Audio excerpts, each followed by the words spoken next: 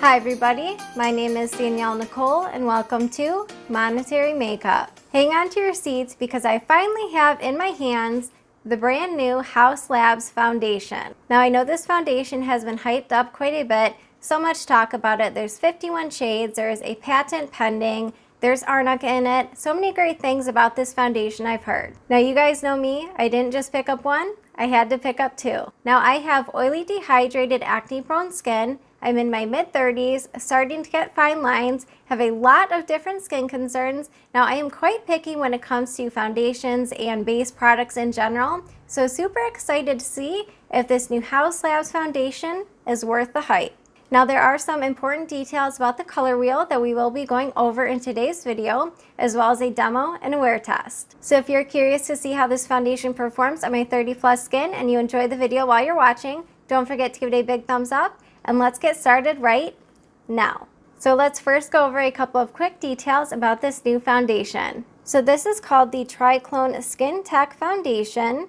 It retails for $45 US and comes in your standard 1 fluid ounce. Now this foundation is offered in a whopping 51 different shades. However, the shades are a bit confusing, so I do want to touch on that a bit. Now I do not have a local Sephora, hence I did have to order this foundation online, and the shade wheel or the color wheel was quite a mess at first. So I'm sure you can tell I have a traditionally fair to light cool undertone which leans pink. Now in my experience in the typical makeup world, usually having a pink undertone means you lean cool, and having yellow or golden means you lean warm. But when you look at their color wheel online, all of their pink and rosy shades are labeled as warm, and all of their yellow and golden tones are labeled as cool. Now apparently this is also the color wheel that you may have noticed that MAC uses, and I believe it is called the Artiste color wheel. So just wanted to note, it at least appeared to me that it is backwards in their undertones. So you will see in just a second that I did pick up two warm shades. Now not only is the packaging very sleek, but you guys, these bottles are super heavy. My arms are actually getting tired just holding them up for a quick couple of minutes. So this is a beautiful frosted bottle, heavy as I just mentioned. It does have a cap that is removable as well as a pump. Now I believe, if memory serves me correct, this is supposed to provide a medium natural finish. Now I do feel like I typically do choose foundation shades that are pretty close to my natural skin tone. However, as I just mentioned, these shades were a little bit confusing, so I went on a whim and took a chance and ordered two different warm shades. So I ordered 60 Fair Warm and 130 Light Warm. Now these shades are a bit difficult to see through the frosted bottles, but just in case, the one on my left is a shade 60 Fair Warm, and this is 130 Light Warm. I have two little girls giggling in the background, so I apologize if you can hear them. All right, it is swatch time. So the lighter swatch is 60 Fair Warm, and the bottom swatch is 130 Light Warm. Now it's kind of funny because the first initial shade I was going to select only was the light 60 Fair Warm. Despite it saying it had a warm undertone, I could just tell from the swatches that these shades definitely had pink in them. But then I went back and thought, I'm not sure if that shade is going to be too fair, so let me order the next shade up. Well, it turns out the shade 60 Fair Warm is almost a perfect match. Now, the only thing I'm not super keen on, even though I love pump bottles myself, for whatever reason, these ones are just super messy, so I do have to wipe the tips before I replace the cap. Okay, so this is really interesting. So I just mentioned the spillage that I was concerned about. Well, I just took a look at one of the foundation bottles. I'm not sure if you will be able to tell, but can you guys see how it's leaking directly out of the cap? And this is on there pretty snug, so that's kind of a bummer that the product is also spilling out here.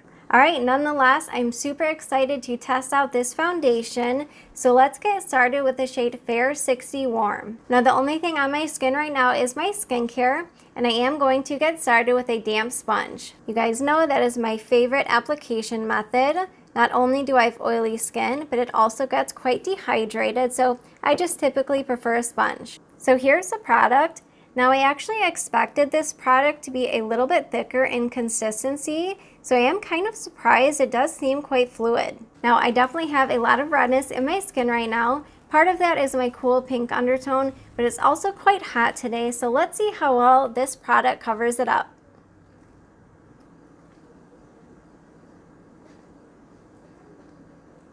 This is spreading quite a long ways. Wow, that actually covered my entire left half. And I always take the tip of the sponge around the nose.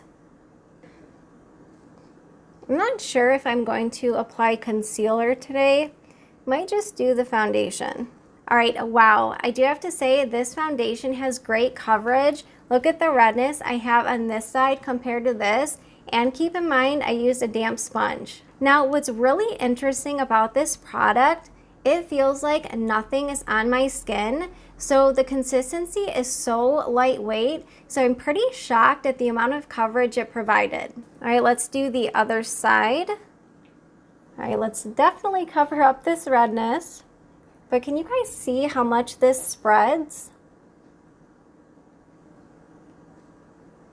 We'll take a look up close at the pores and all of that in just a minute. This is blending out pretty quickly too. Yeah, I don't think I'm going to use concealer today, so I'm just applying a little bit underneath the eyes. I cannot believe how much this foundation is spreading. Typically I use one pump, sometimes more, but I wouldn't say this was even one full pump because I didn't press the pump down all the way. My son is going in and out, so I apologize if the lighting is kind of going cool to warm right now. All right, just doing some final blending touches. And I'm just taking whatever is left on the sponge to do the forehead. I don't apply a full face of makeup up there anymore, at least I typically don't, just because my bangs cover it up. All right, so this is what the skin is looking like so far. I'm gonna take you guys outside. That way you can see my skin in natural daylight. All right, you guys, so we are outside in natural daylight. I apologize if you can hear the cars and traffic driving by. It is quite loud, so I am so sorry. But I did want to show you what my skin is looking like, and then we will come back in and have a little chat about it. So here's an up close shot.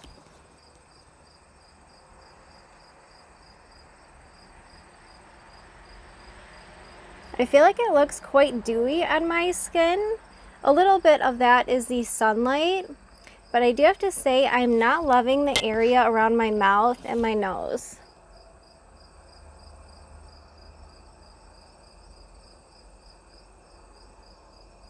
All right, so let's go back in and have a quick chat. So I'm just taking a look at my skin as I did outside, and I do feel like the perimeter of my skin looks beautiful. I would say it definitely is a natural satin finish, but I do think it leans slightly dewy. At least it does on my skin. So on the perimeter, I think it looks pretty nice. But I'm not loving how it's sitting on the skin around my nose and mouth area. That's just an area that I typically have pores, some dry patches. I just feel like it is emphasizing every single pore, especially around my mouth. Let me know if you guys are picking that up. So as of now, you guys, I'm just not loving it. However, I did just apply this foundation. It may be the type that just needs some time to really set into the skin.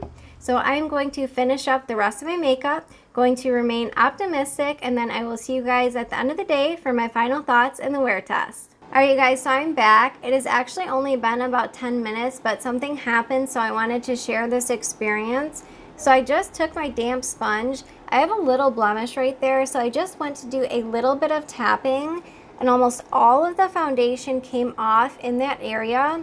So I did just take my damp sponge and reapplied a tiny bit of foundation in that area.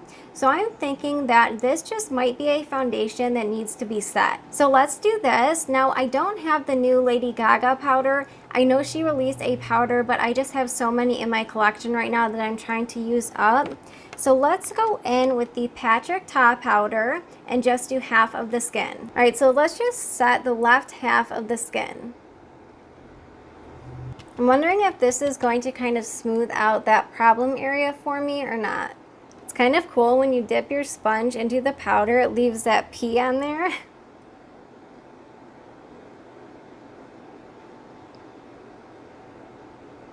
Now this is a powder that I'm quite familiar with. Even though it is a new duo, I have been using it pretty frequently. All right, so let's take a look at the skin. So no powder, Powder. Yeah, so I don't really think that that powder made this foundation look any better. And as I mentioned, I've used that powder many, many times, so I know it sits quite nicely on my skin typically. So definitely do not think it's the powder. If anything, I just feel like you can still see those same problematic areas. They just look less shiny. All right, so keep in mind, I'm not going to powder the right side of my skin so we can kind of see a side-by-side comparison later on today. But next I want to go in with some of my favorite Haus Labs products. So these two products are just too good to not share with you guys, especially if you have a fair cool undertone. So this first highlighter is in the shade Moonstone. Now I know at first glance you might think, oh my gosh, that is a super, super silver highlight. But no, on the skin it just gives the most beautiful sheen and no white cast, at least on my skin tone. And then this shade right here is called Rose Quartz, one of the most beautiful blushes, even though it's a highlighter, I've ever used. Going in with my Wayne Goss number 3 brush. So let's first do the side that's powdered just in case any of the foundation does get picked up, which I am anticipating, trying to be optimistic but also realistic with this. So first dipping into Moonstone. Now this Moonstone, it is not a super wham bam in your face outer space highlight, but I'm telling you what, this gives the most beautiful wet sheen I've ever seen out of any other brand. All right, so let's do the highlight on the side that is not powdered. I think I'm just going to kind of tap this on as opposed to rubbing the product all over. Oh yeah, that just picked up all of the foundation. Oh no. Oh well. It's alright, as I mentioned, you just might have to powder down this specific foundation. So next let's dip into Rose Quartz. Now I know these products are quote unquote expensive. I want to say they're $40. However, they're made in Italy. You know the products that are made in Italy are typically beautiful. This is no exception. But this is one of the most perfect shades I've ever used for blush. You know, finding light pinks that lean on the cool side and aren't so fuchsia and so intense are quite difficult. But look at how beautiful these just melt right into the skin. And it's not too luminous, it's just right. All right, tappity tap on this side.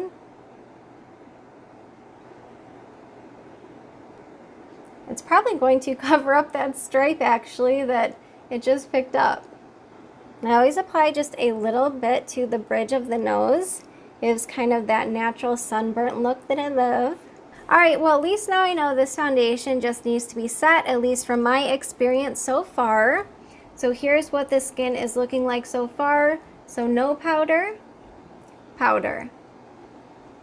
Alright, now for real, I will see you guys at the end of the day for my final thoughts and the wear test. Alright you guys, I am back. We are at the 6-hour mark. I did have to reapply my lipstick, of course. I have lots of thoughts about this new foundation. So first let me zoom you in and show you what my skin is looking like. Again, I apologize for the traffic as I am outside and it's about rush hour time right now. So I guess the smirk on my face is because this foundation, it emphasizes my peach fuzz so much. Now, I don't think I've ever had that experience before, or at least that I've noticed, but I just feel like my jaw looks so fuzzy. I don't know if the camera is picking that up or not, but I don't know. I just found that amusing. Now, this was a side that I did not apply any setting powder to. This side had setting powder. So I don't notice a huge difference. I do think it is just a little bit less shiny on this side, but nothing drastic.